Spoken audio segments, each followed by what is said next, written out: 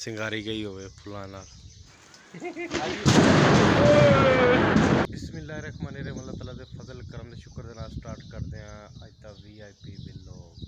अस्सलाम वालेकुम जी, मैं थोड़ा अपना मोहम्मद इमरान ते तुसी देख रहे हो अपने YouTube चैनल डेली पंजाब 188। ते बारिश आई, सुबह की बारिश लगी हुई सी ते 11 बज गए ते हुण बारिश हुई ख़त्म। आ देखो जी, ते फिर बर्फ़ पई ते मैं सुबह का इंतज़ार कर रहा सी। ते काहदा इंतज़ार कर रहा सी, थोड़ी देर में दसदा मैं। देखो भाई साहब गड्डियां नाल की बनया पिया, इहदी की वजह तुसी दसो, नहीं दस सकदे? चलो जी मैं दस दिना। भाईजान बारिश के नाल पई बर्फ़, तो बर्फ़ ने पत्ते तोड़ के थले सुट्टे ते गड्डी ते आ गए ने। पर भी देखो जी थले सारे पत्ते, तो गड्डी बड़ी प्यारी लग रही है, जिवें सिंगारी गई होवे फुलां नाल। वीवर अज मेरे नाल बहुत गंदी हुई। तो की गंदी हुई, जुम्मे की तैयारी मैं करते करते लेट हो गया, तो बाहर निकले तो आवाम जुम्मा पढ़ के वापस आ रही सी। तो हुण मैं इत्थे खड़ा तो फिर जाना जाके कपड़े चेंज करता हूँ।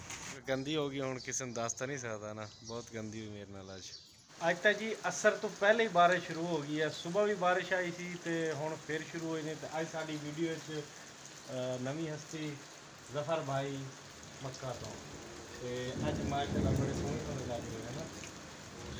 जे मौसम सोहना सोहना ना। हाँ जी, चपली चेक करो जी, चपली चेक करो स्पेशल तुसीं। ते जिवें मौसम सोहना ते उवें बंदा सोहना। अगले दिन मैं पोस्ट लाई थी फेसबुक ते बड़ा बंदे ने लाइक किया तो कमेंट्स किया कि सोहने बंदे नाल बंदा सोहना लगदा है। अज भी मैं सोहना लग रहा, सारा फिल्टर दा कमाल है।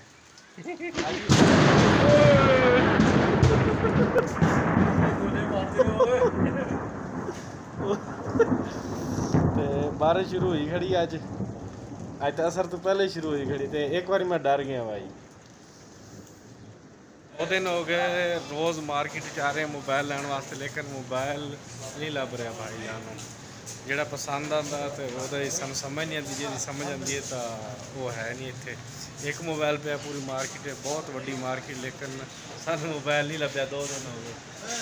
एक है साडी समझ नहीं आ रहा, वो 1000 घट नहीं करता वही है ना, समझ नहीं आ रहा ना साडी। 1000 रियाल उन्होंने किया तो 950 लाया तो वो समझ नहीं आ रही ना उस मोबाइल में। क्यों तू जलील करवा बंदा को, उस मोबाइल की सानू समझ नहीं आ रही।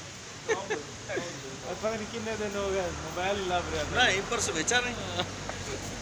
चलो जी, सालन हो गया जी बिल्कुल रेडी। ते मेहमान अज नहीं आए क्योंकि वो चले गए मदीना पाक जुम्मा अदा करन। ते कहंदे जी अगले जुम्मे आवांगे। मैं कहा ठीक हो गया जी, कोई नहीं, 8 दिन रह गए इंशाल्लाह फिर आ जाएंगे। तो उम्मीद करदा अज की वीडियो अच्छी लगी होगी। अगर अच्छी लगी तो मेरे चैनल को सब्सक्राइब करो। तो मैंने दो इजाज़त, अगली वीडियो तक अल्लाह हाफिज़।